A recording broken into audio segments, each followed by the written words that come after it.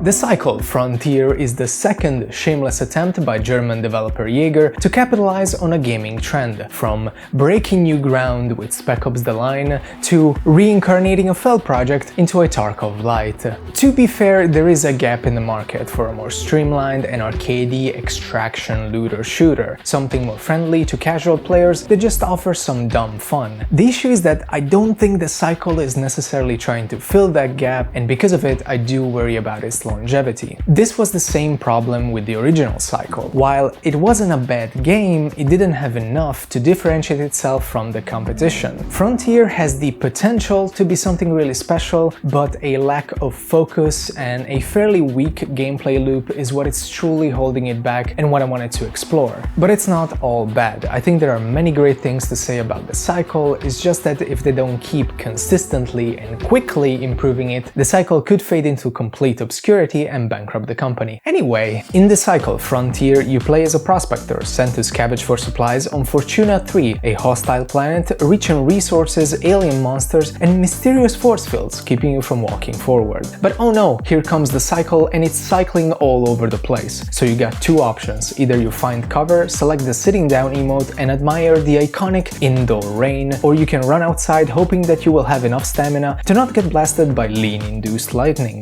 In case you do get blasted or eaten or crushed or shot at or spit on, or you fell from a high cliff, Okay, then throw it. Ah! I'm dead. Are you dead? yep, you will lose all the items that you gathered in raid, even your guns and armor. And here is where anxiety is introduced as a gameplay feature. To alleviate that, there are two types of insurances, one which will always give you a 50% refund in K-marks, the game's currency. The other insurance will actually give you back your items if they couldn't find a new owner. For this second insurance, the game will only require that you give them your parents' credit card details. But if you did manage to call down an evac ship and successfully extract with all that loot, your reward is to spend it all on crafting better equipment, buying new gear, and improving your quarters for that fabled passive income. You can take up contracts from one of the three factions in the game, Korolev, ICA, and Osiris. Completing these will help you unlock better weapons, which will only reaffirm your belief that the Bulldog is the best weapon in the game. Do it all over again until you're so overpowered your only joy comes from making other players beg for their life, and after 90 days, all your progress will be deleted.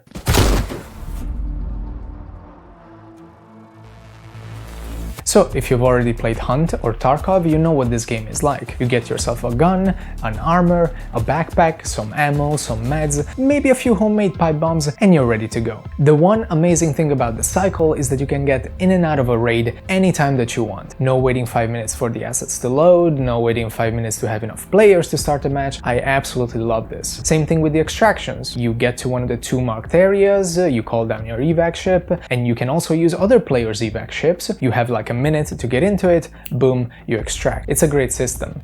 But there are some issues. Quite often you will get in a map where all the high traffic locations are already looted, and it's not uncommon to spawn in right next to other players, especially on the harder map. This could also relate to player count, as Bright Sands feels like an empty wasteland, while Crescent Falls feels like your average Travis Scott concert. And while the sole problem with extractions are General Sam subscribers, please just give me one more location. Like, out of the two that you will get, one will be right next to where you spawn, while the other will be on the opposite side of the map, and really having a third option wouldn't hurt. But getting in and out is only a sliver of your time spent in raid. Mostly, you wander around with no idea where to go while shooting at stuff, and the gunplay is actually pretty decent. Each gun has a unique feel to it with some good visual and sound design. They don't have overly complicated recoil patterns, but they also aren't laser beams. Disclaimer, I haven't tried all the weapons yet, and this game is extremely grindy when it comes to unlocking new stuff. There seems to be a decent variety, but I'll reserve judgment over late game equipment. And speaking about grind, holy fetch quest, Batman! The majority of contracts that you get are really tedious. They boil down to get the item, kill the enemy X amount of times, stash the item in safe container, and every now and again you will receive one that is actually slightly more engaging,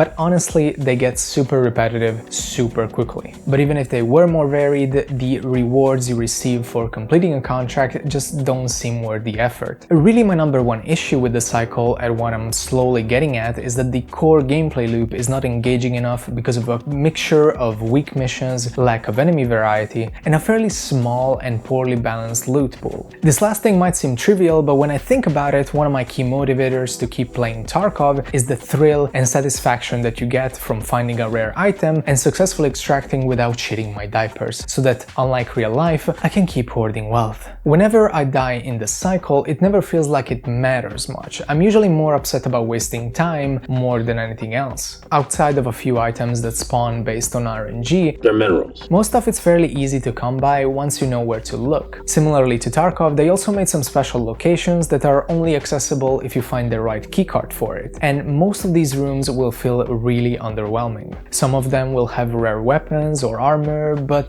the items that you find there are usually what you find everywhere else, with a few exceptions. What's a bit more unique is that there are places you can only access by completing puzzles, which require you to find 3 batteries and place them in the right slots. I like these in concept, but just like the keycard rooms, it doesn't feel worth the trouble. And on top of that, if you're playing solo, you're going to waste a lot of time going back and forth because you can only carry 1 battery at a time. Items are used to complete quests and upgrade your quarters, but mostly you will be using them to craft better armor, healing items, and better attachments. Crafting itself needs some serious rework because it just drives the grind to the extremes. There are many items you need to craft which feel like you should just be able to buy. The requirements for higher tier armor and attachments feel really disproportionate to how much use you're getting out of them, and even if these items were easier to come by, you can barely carry any stuff around, especially early game. A small backpack has 200 carrying space and 1/3 of it will be filled before you even hit the ground, and most stuff in general just feels like it's way heavier than what it needs to be. You also get some extra space in your safe pockets, and unlike the items in your backpack, you don't lose these after you die, downside being that you get very little carrying space. It took me an embarrassingly amount of time to realize that you can carry more than 3 items in it, but honestly at the end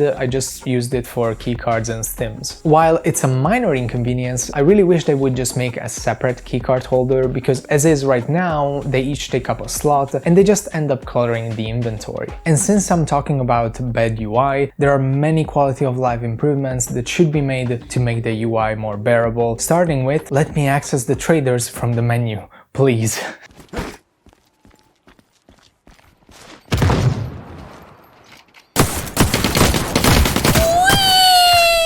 Looting and doing quests, of course, is not the only way to create better engagement. A big part of this game is also PvP and PvE, and in my experience the player base seems to be suspiciously friendly, especially solo players. Many would rather just work together, which is a nice change of pace from most multiplayer shooters, but the PvE is just not strong enough, and I need other players' misery to fuel my toxicity.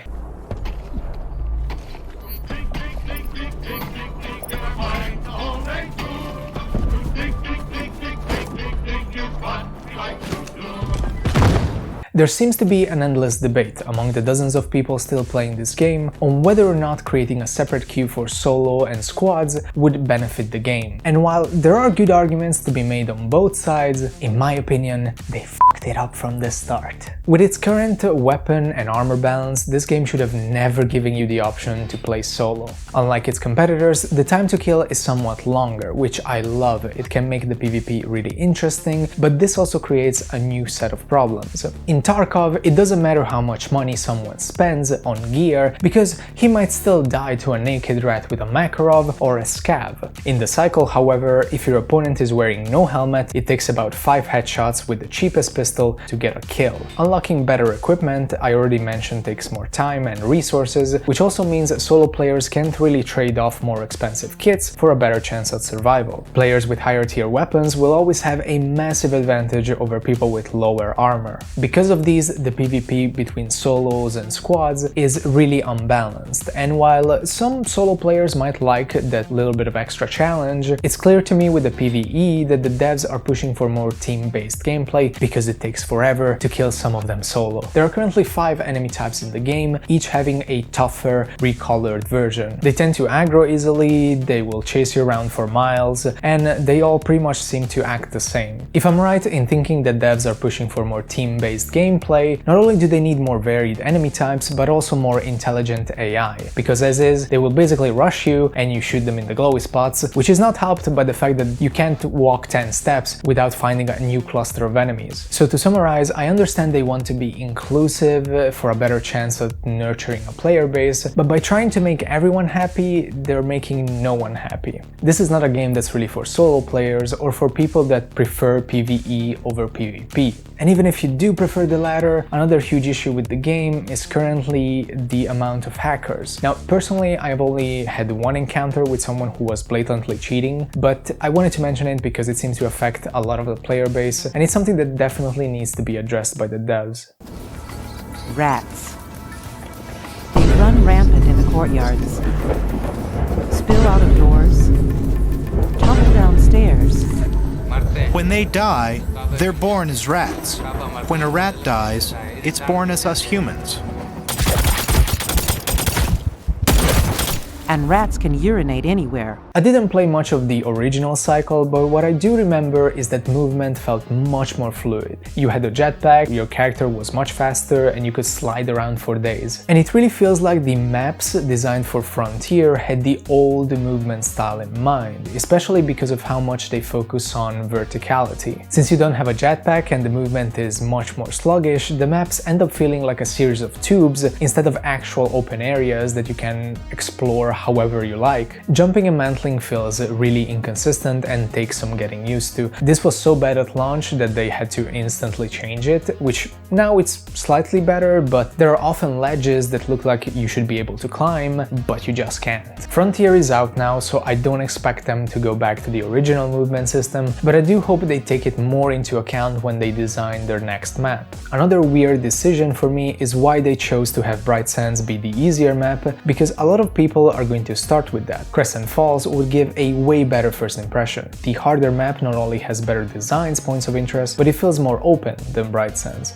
Also, look at the pretty colors. Bright Sands feels like I'm playing Silent Hill. Like seriously, for the longest time I thought there was something wrong with my settings, but after watching other people play it, why is this map so foggy? Regardless of which map you play, you often will find places that lead to absolutely nowhere with awkwardly placed invisible walls. There are rocks and trees your character can get stuck on where he just starts jittering like a 12-year-old after chugging his first Monster energy drink. And in general, the maps seem to be designed to look cool instead of actually being practical. And while the maps at least look cool, I can't really say the same about the character designs and skins. And look, say whatever you want, but it's a free-to-play game. They need to feed the hamsters powering the servers. The visual style really reminds me of Hyperscape, and you really don't want to copy Hyperscape in that regard. In all the DLCs, the season pass, the store, nothing has really caught my attention. Most stuff just ends up looking kinda lame. Sure, I can dress up Ramona Flowers as a sci-fi huntress, but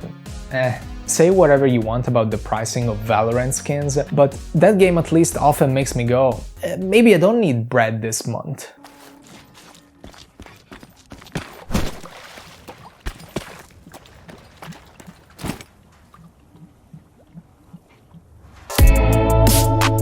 With the Cycle Frontier being a Tarkov-like FPS, the sound design is extremely important. And guess what? It sucks. I'm getting really tired of online shooters thinking that the sound is not a key part of the experience, and whenever a new one comes out, it just makes me appreciate Hunt Showdown even more. Yager has no excuse either, because you can find train tickets as cheap as 15 euros between Berlin and Frankfurt. Just go there and kidnap a couple of sound engineers from Crytek. That's not to say that they didn't learn anything from Hunt Showdown, because just like Hunt, the cycle also has flocks of birds that when triggered, they will basically reveal your position to people nearby. Unlike Hunt, birds in the cycle often just seem unavoidable. Not only are they tiny, but they will be hidden somewhere where it's hard to see. They don't really give enough of a warning, so half a second after getting near them, they will trigger and fly away.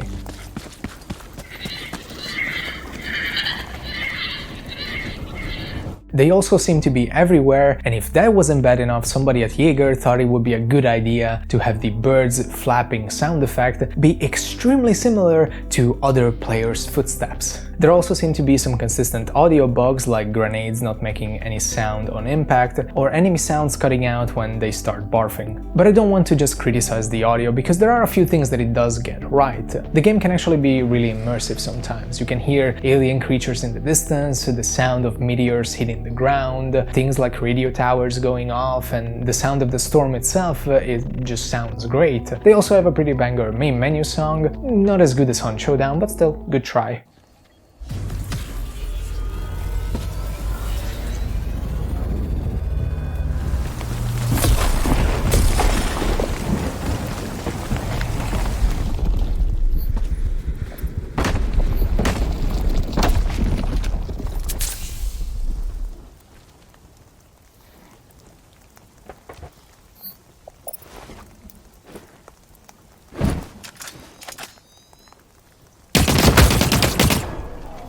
In closing, I do worry about the cycle, because there is a good game there, but in its current state, I can't think of anything that it does better than other similar titles. If you want a highly detailed, competitive milsim, there is Tarkov. If you want a challenging game with a unique atmosphere, there is Hunt Showdown. If you just like looter shooters, there is Destiny, Borderlands, and Warframe. And if you prefer co-op PvE games, there are things like Deep Rock Galactic and GTFO. The cycle is currently sitting at 60% mixed rating, which is basically a death sentence on Steam, and yeah, this game is gonna be dead in a few months. Let's hope Marauders turns out to be good.